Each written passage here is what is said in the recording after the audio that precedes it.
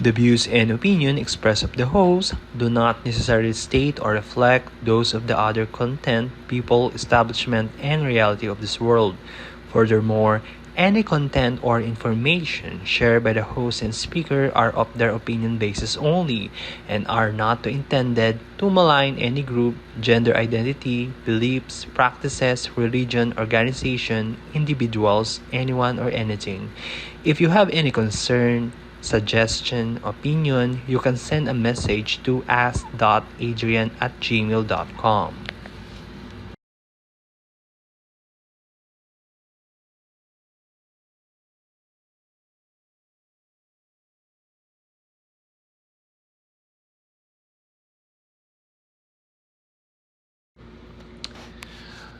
Ang pista ng Jesus Nazareno, ang araw na ito ay ipinagdiriwang sa Quiapo sa Minor Basilica of the Black Nazarene tuwing Enero 9. Maraing debotong pumunta sa nasabing traslasyon.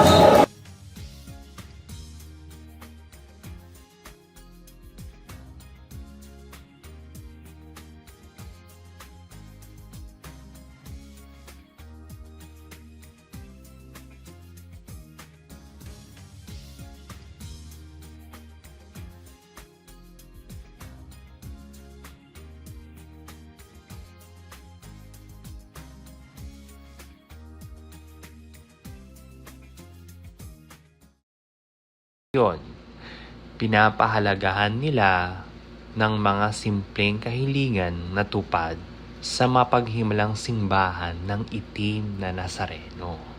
Nasimulan na po ng aking tatay yung pagiging iyos po. Masaya po sa pakiramdam na nakakapag-serve po ako sa Quiapo, sa mahal na pong Jesus Nazareno po. Lagi niya po akong pinoprotektahan tuwing nagsiserve po ako dyan sa Quiapo. Pabalik-balik ng kulungan, hanggang sa nakakita ko ng isang Nazareno, napabago buhay ko. Napalinya ako sa samahan ng lingkod ni Kuya, napabilang ako sa lingkod ni Kuya, hanggang sa nakita ko yung pagbabago ng buhay ko.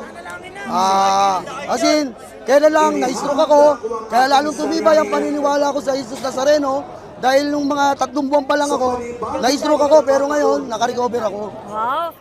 Itutuloy ko yung devotion na simula ng asawa ko. Pag nakakahawa kasi sa lubid, gumagaan yung yung pakiramdam ko.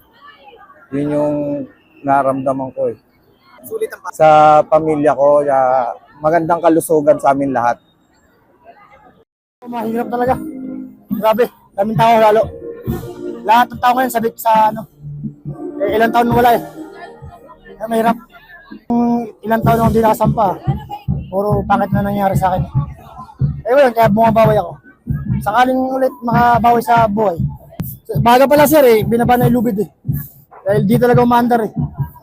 Sobrang daming tao, hirap na hirap. Hindi niya ako pinababayaan.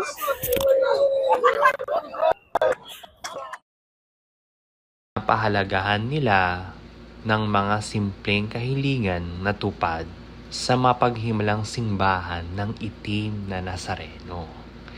Binibigyan nila ng importansya at matinding diin sa oras ang pista, misa at higit sa lahat ang prosesyon na mapaghimalang poon. Sa deboto ng poong itim ng Nazareno, maraming testimonyang himala, biyaya at pagkakaroon ng magandang trabaho. Ito lamang ay nangyari sa simpleng hiling, sa panalangin sa poon mula sa panalangin, maliit man o malaki. Binibigay ito ng isang himala, milagro mula sa ating pananampalataya. Isa sa mga pumukaw sa ating mga debotong Kristiyano ay ang testimonya ng mga Katolikong Kristiyano. Bahagi na nating mga Kristiyano na magpasalamat, manalangin at humiling, pero ang nakakakilabot ay ang kanyang hindi mabilang na biyayang binibigay sa anak sa mapaghimalang awa ng kanyang ama. At ito'y tinatanggap natin sa pamamaraan ng panalangin sa takdang araw na makakabuti talaga sa atin. Taon-taon, milyon-milyong deboto ang nais lumapit sa andas. Sa karo ay naroroon si Kristo. Sinasabi na kapag lumapit ka sa andas at sa itaas ng karo ay may biyayang darating na habang buhay mo itong dadalhin.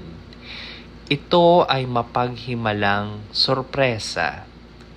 Ngunit hindi ito dapat inaasa lang sa bawat akyat sa andas o hila na lubid sa karo.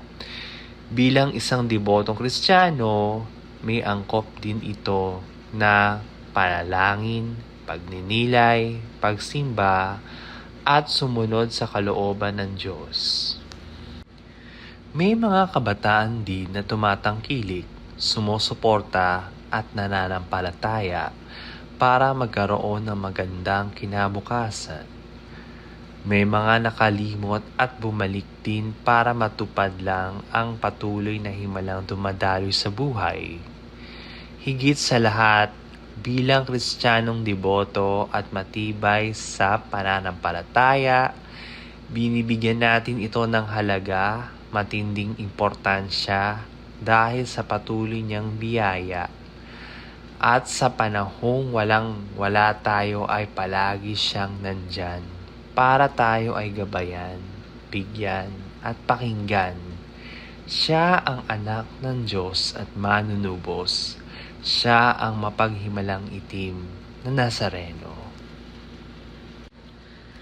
Ngayon taong 2026, umabot sa 30 hours ang pagkakauwi ng mahal na itim na Nazareno mula Luneta Grandstand hanggang Quiapo Church. Marami ang naitalang bilang ng nasugatan na ospital at may bilang din na pagkasawi. Ito ang inyong host, Adrian, kasama nyo. Maraming salamat sa mga masugid ko, mga viewers, sa susunod muli.